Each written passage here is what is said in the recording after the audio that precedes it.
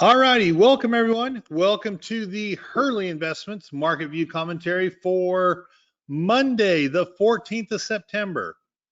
We literally have just ripped through September. Pretty neat. Plain and simple, we've got about, what do you say, 2.5 months to 3.5 months until the year is over. Well, let me start it this way. Let's go this way.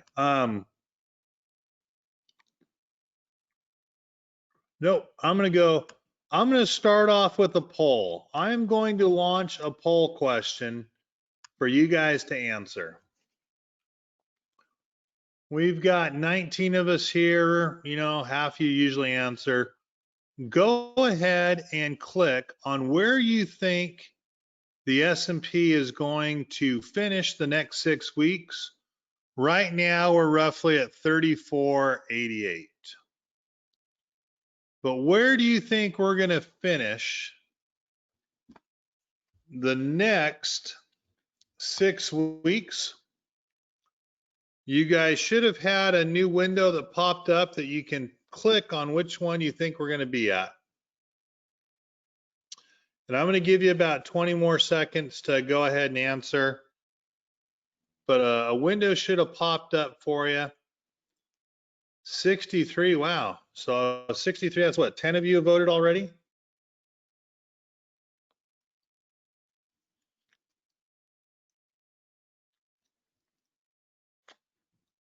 All righty, I'm going to close it on out. So I'm going to share the results. 67% of you said we're going to finish right where we're basically at right now.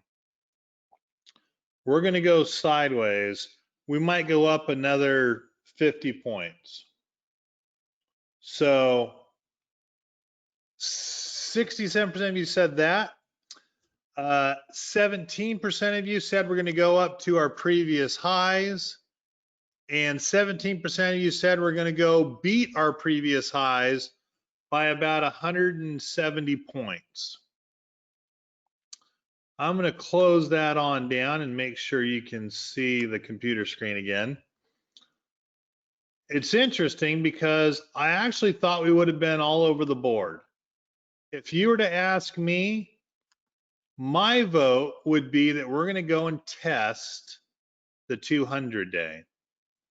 I had 33.26 in there for the 50-day, right where we're at, previous highs, and then I just went with the round number highs. So that's how I'm looking at this time frame. If I was to ask you guys why, give me the reason why here in 6 weeks before we have our election, why would you justify it staying where it's at or going higher?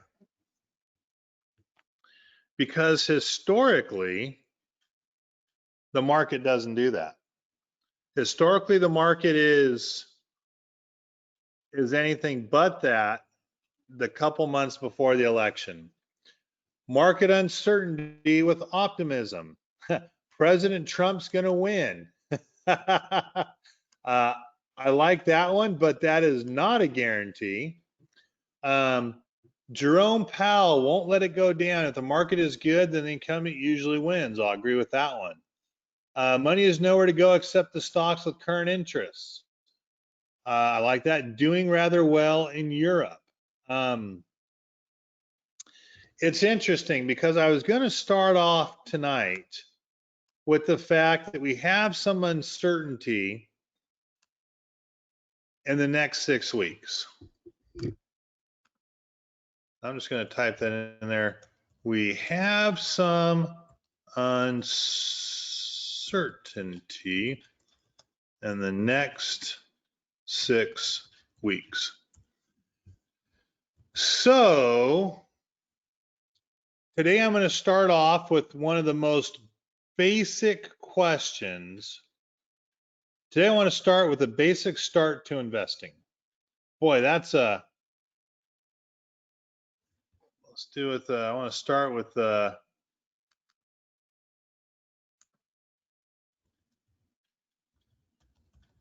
beginning basics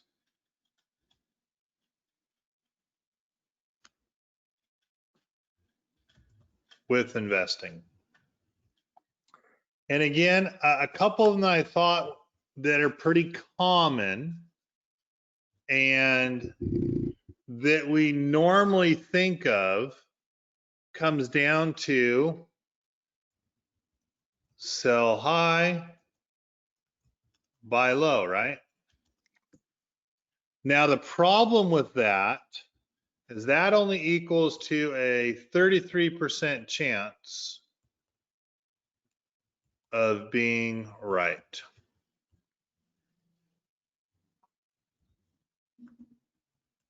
Diversification. Problem is that only ups it up to about a 38% chance of being right.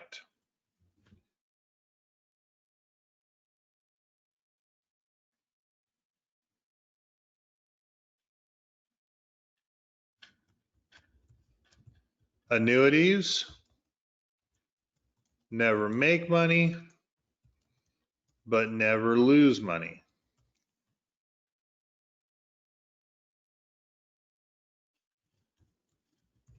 Funds, which I would have placed in diversification, but mutual funds and so forth actually do better. They're more up in a 44% range of making money because they take out the losers and put in winners at the end of the year. What have I missed on? Hedge funds are more closer to a 50-50% because they use options, non-correlated indexes.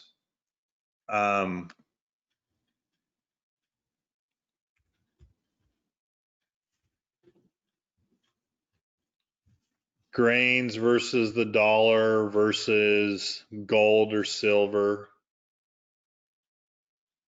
I mean, there's a lot of things there.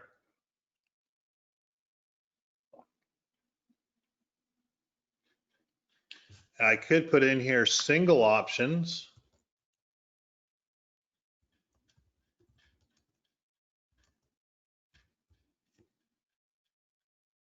.20 because of time decay, having to guess right.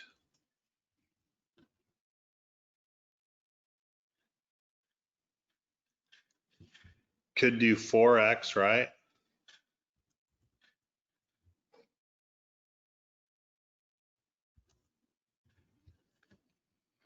What do you think about currency? Do you remember what currency does? And that's really, should be spelled like this.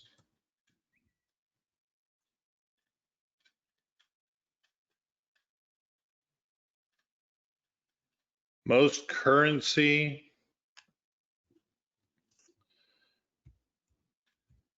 percent chance of making money. Too hard, no patterns, all luck. Day trading falls in that same range.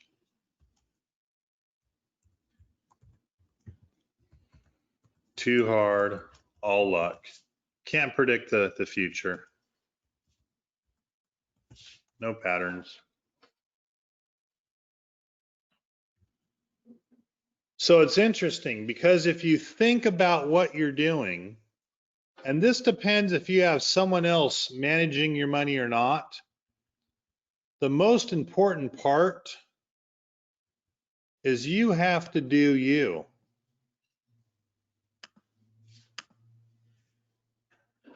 And that is the simple answer to investing. You have to do you. One of the reasons I have Keeve on board, Keeve is an excellent spread trader. One of the reasons I'm trying to bring Jeffrey on board, I think Jeffrey will be an excellent spread trader. It'll be interesting to see those two compete against each other and start to incorporate some more spread trades into your accounts. For me, I'm a pretty awful spread trader. I'm too emotional. I get too angry. I get too frustrated with losing money, and I take it personally. I mean, plain and simple, my goal has always been make as much money as you can as safely as you can. But in order to do that, you have to know who you are when it comes to the market. If you're a Lance, you shouldn't be in the market, period. If you're a Lance and looking at your account every single day and freaking out on the down days and being happy on the up days, the market is not a place for you.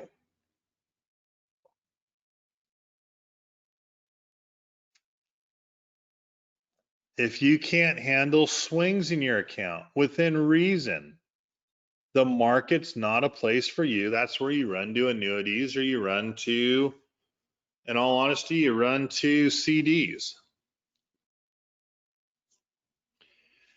It's something that takes a long, long time to learn. In being in the market, you need to know your strengths, your biases, which are different, your weaknesses. You need to remember your market experiences. You need to have realistic market expectations. I kind of giggle when I hear people say, well, I'm expecting a 20% return. That's 3 times the market average. And I know there are some educators that's what they claim they're doing. If they are, they should open up their accounts and show it.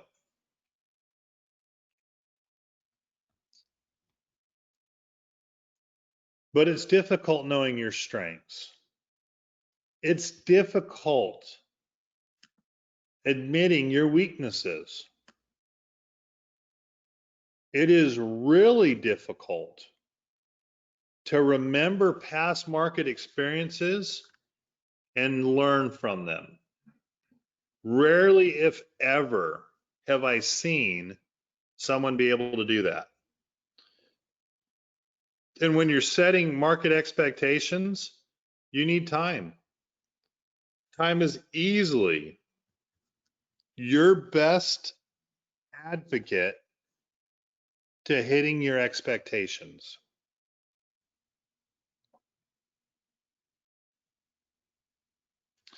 I think it's not funny, but I think it's interesting that I've always learned a long time ago, you make as much as you can with as little risk as possible. The best market traders / investors always start out with the risk first.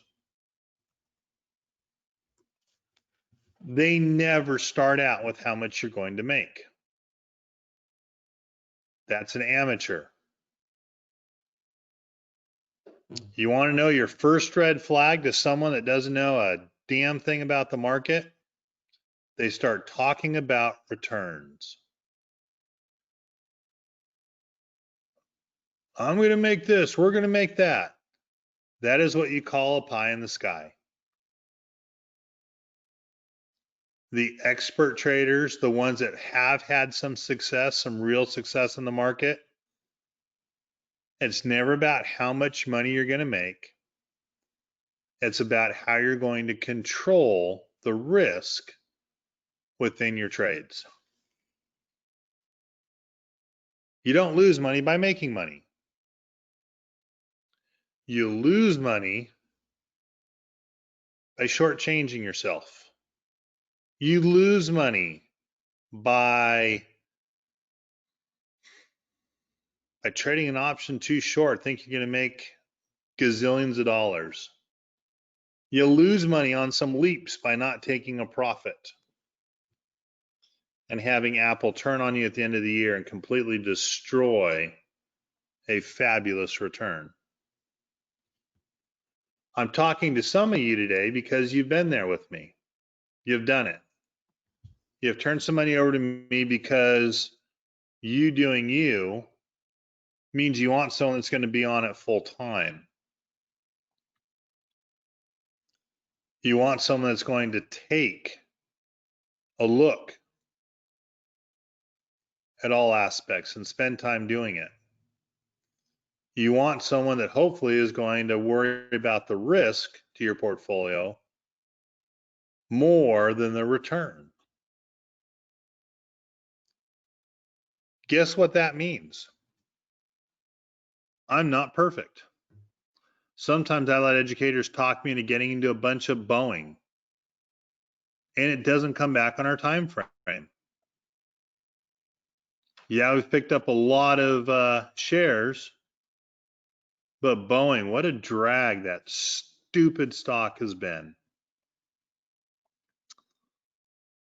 But the neat thing is, it's nothing short of being awesome to pick up 230% to 300% more shares of stock. The question is, how patient can we be to allow it to come back? If I was in just options, oh, that would be a tough one to go. But the neat thing is, you do you. You do what works for you. You do what's out there and available for you. They're the real returns. I can put spread trading in there too. And if you're just spread trading options by themselves, I think you have a closer to a 52% of being profitable, because one option can make money either direction. And yes, there are some like strangles and straddles. I get it. I'm being general here. But this is where you're taking a peek at what you're doing. And this is where you need to do you. It's interesting because when I started, I had much different expectations today than I did back in 2006. If Bill was here, well, Bill is here. Bill, Stewart, Phil, Mike Schultz, Bill Hensley. Wow, those guys they kind of giggle at me from who I am today versus what I talked about when I started. Oh, we're going to make all this money. Then 2008 came. Shocking. I'm going to stick with you do you. That's kind of my mantra for the next 6 weeks. And I'm going to share with you what I'm doing in that regard. Market recap. Last week, the S&P fell 2.5%. Pretty interesting because what I was paying more attention to from the highs, it was down 6.9%, still up 3.4% for the year.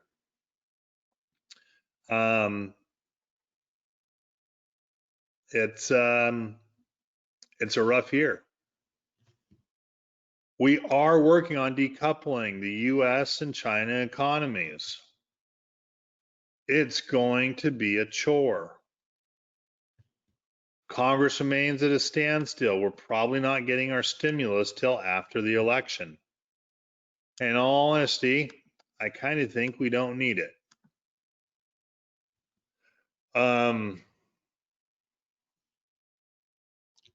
Easy for me to say.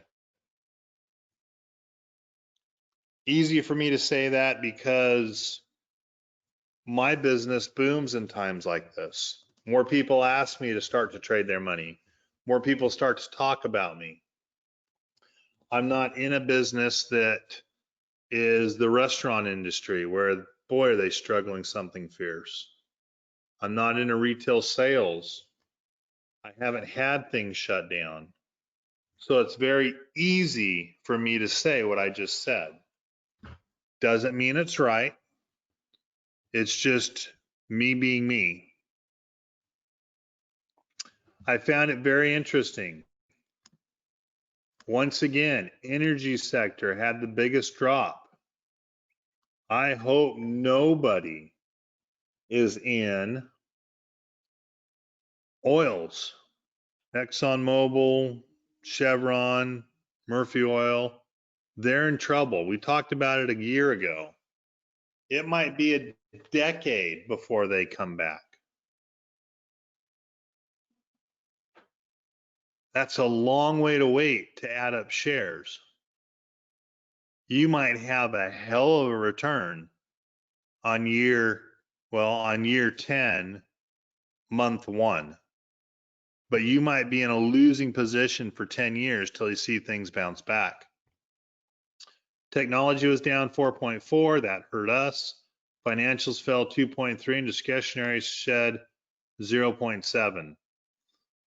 Materials edged up. Don't understand that one, but I'm not going to say anything. When it came to some of the bigwigs, right?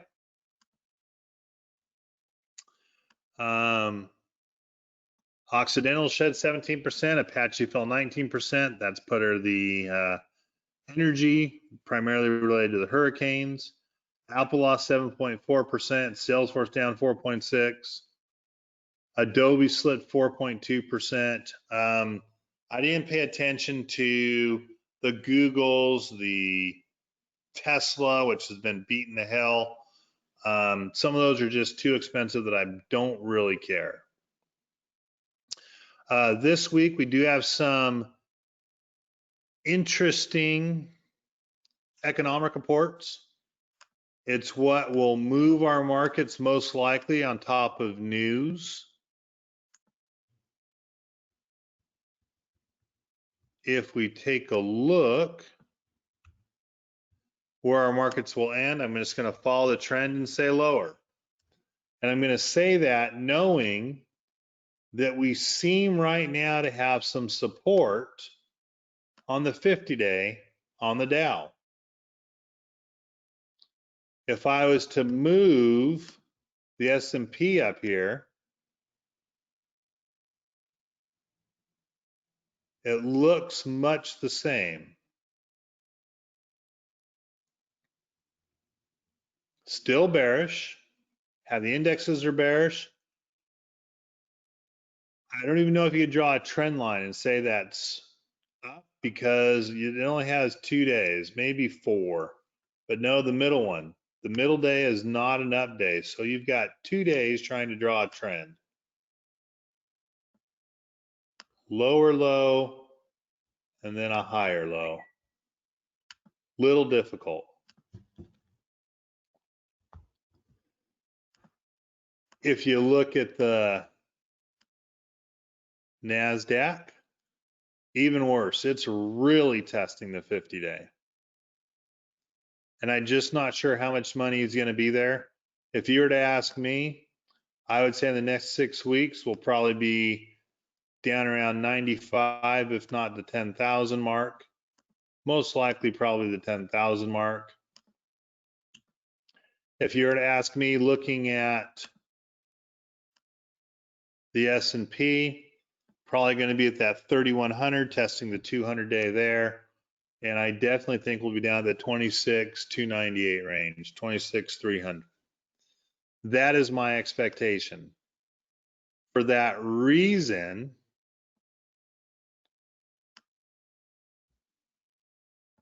I'm no longer letting things run.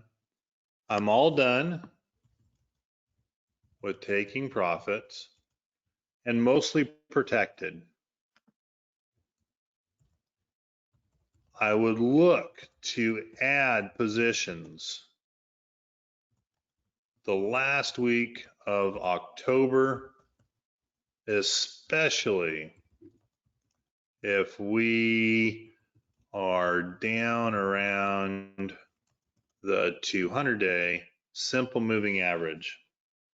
If we're down where a lot of those hedge funds invest and be at, that's where I would be looking to be at. I see no reason, and there's nothing that can right now, knowing this could change tomorrow, there is nothing that says to me, hey, let's go look for let's go look for a new investment. Let's have to place a trade. That's stupid. You shouldn't be placing a trade every week. You should be placing a trade when your analysis tells you it's a good time to do it. Not a whole lot on earnings. You're going to notice this looks a lot like last week. Last week, I put this week's earnings in. I made a mistake. Economic reports, capacity utilization, industrial production tomorrow will move the markets. Retail sales will move the markets on Wednesday. Not to mention FOMC rate decision. So on Wednesday, our markets probably won't move at all until the last 2 hours when the Fed says they're not going to raise anything and that they're going to be accommodative. They need to keep their verbiage in there that makes us excited to see that they're going to try to help out. Tomorrow's Tomorrow's futures will be mostly run by China's industrial production, retail sales. They seem to be fighting the coronavirus better than us. Wouldn't surprise me if both of those are up. I wanted to give you something to bring you some hope. As I was looking, and I think I've shared this before, but I'm sharing it again, 95-year-old billionaire Charlie Munger, the secret to a long and happy life is so simple. And it's funny because he rattled off some bite-sized comments. You don't have a lot of envy. You don't have a lot of resentment. You don't overspend your income. You stay cheerful in spite of your troubles. I suck at that one, by the way. You deal with reliable people. You do what you're supposed to do. It's kind of a no-brainer. But sometimes I think we need to be reminded of it. I found 6 things successful people like Bill Gates and Jeff Bezos do on weekends. I've shared this before, but catch up on your sleep. Spend time with your loved ones. Separate yourself from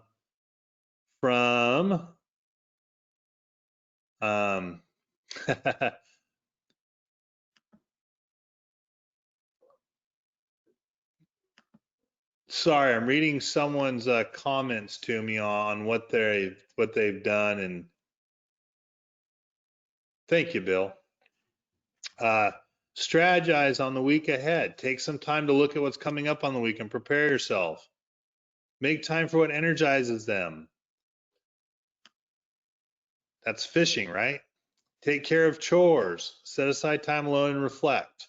Simple things that'll help all of us. I found this one and I thought it was absolutely hilarious. It is a year old.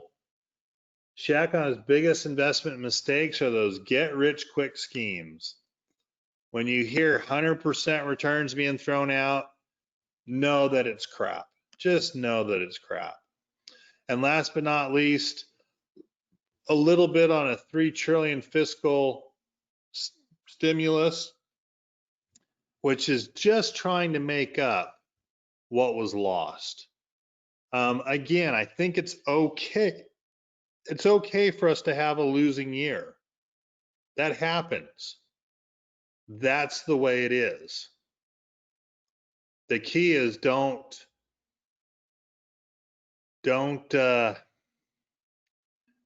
make losing or having a bunch of losses a habit. With that said, what questions do you have for me? Let me spend a couple minutes here answering your questions. We're protected. I'm probably going to keep most of that on. I might end up putting some short puts on to offset the cost of our long puts, but we're protected, and we're protected where the probabilities are that our markets will more likely to go down to the 200-day simple moving average than to go up to any of the points that you guys just said you're looking at. What questions do you have? All right, so David, very good question. I thought you said you're going to take your long puts off. And so what I said I would do is I would reposition those long puts just before the election.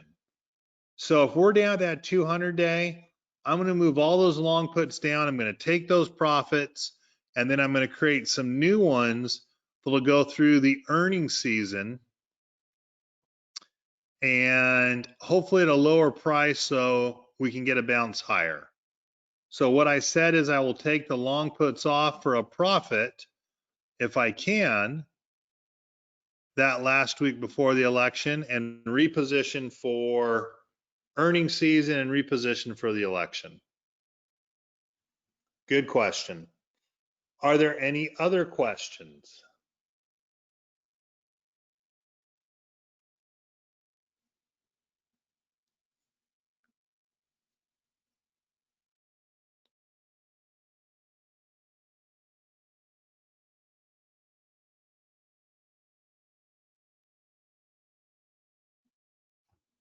You guys seem quiet tonight. Maybe I did that good of a job of explaining what we're doing and why.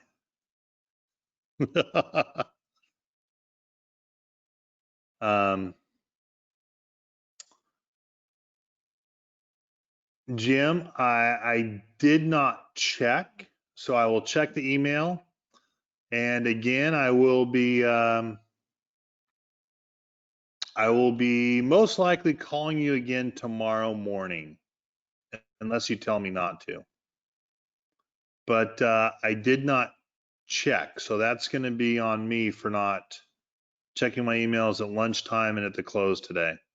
I normally check in the morning. I normally check at lunchtime. I normally check at the close. But today I'm trying to find ways to get a truck fixed, and I'm not being successful.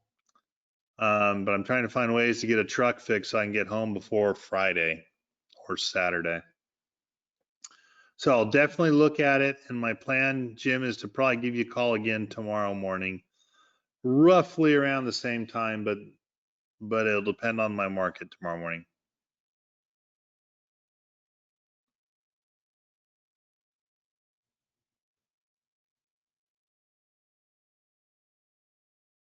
Any other questions?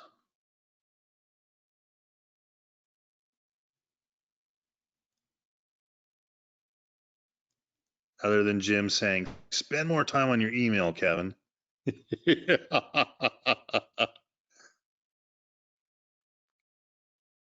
All right, guys. Hey, have a great evening. Tomorrow I am planning on doing a trade findings and adjustments. Probably going to go over positions, and in all honesty, depending on what I'm trying to do with this truck and where I got to get it, I might have to do a recording one. So check your emails tomorrow, hour before we do this, to see if I've postponed it or canceled it. Bill, you're right. It must be a GMC, a government motors company. Those things break down all the time. Maybe it's a Chevy, that piece of, yes, it's a Ford, 256,000 miles, and this is the first thing that's gone out on me. And yeah, it's my whole, what do they call it? They called it They called it, I call it a console, but it is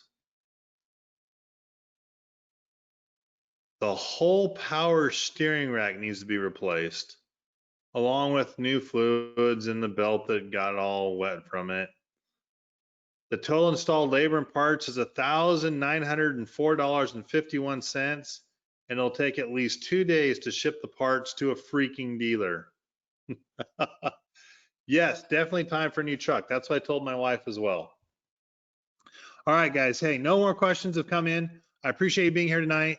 I will probably not have this uploaded until tomorrow morning if you want to listen to it again or see some of the things I have here. All I wanted to do tonight was try to give you guys some hope. You guys do you. I hope you guys do you is involves me as part of it, but I'm going to do me and you guys do you. Look at the options, make sure that you're smart when you're thinking about your investment decisions, and look at what past history tells you. The past history says a lot. With that said, guys, have a great night. Or I'll finish with this one. You could go to a good motto from Bill: pray, hope, and don't worry. Man, I'm more of an action guy though, Bill. I'm not ready to do that one yet. I like it, but I'm not ready to do that one yet. I'm more of an action guy. All right, guys, take care. Have a good evening. I look forward to seeing you tomorrow evening. Bye-bye.